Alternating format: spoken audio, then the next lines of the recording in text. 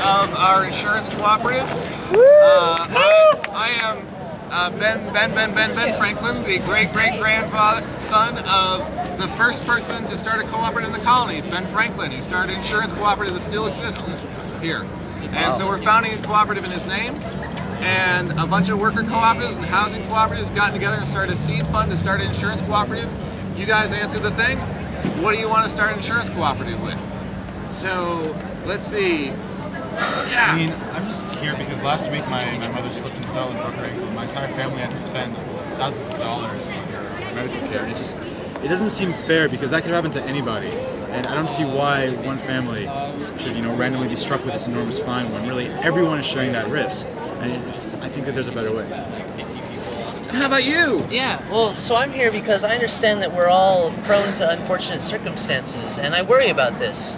But if I had a safety net, like a bunch of us working together to pool our resources, I know that I wouldn't have to worry about this as much, and I would be less likely to manifest an unfortunate circumstance, and I think we'll all be better off. Great. How about you? Well, I also really want to have a security that insurance provides.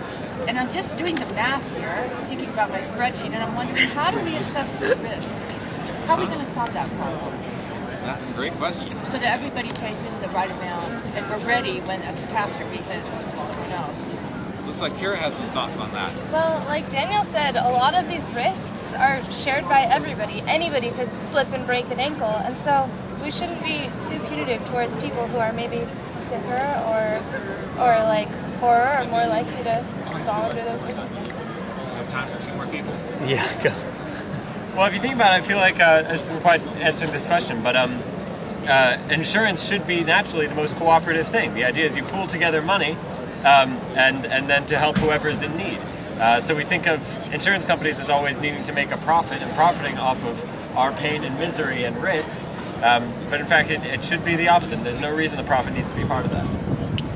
And I'm interested because I think of insurance cooperatives as a step towards a bunch of other things.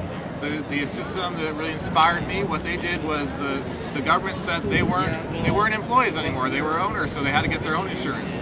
They started their own insurance cooperative. They took that money, they put it in their own bank that they started. That bank is now the 2nd biggest bank in all of Spain, and it grows lots of things. So we need to think about this as how it can combine with worker cooperatives, housing cooperatives, and all this stuff. And I'm really excited about that.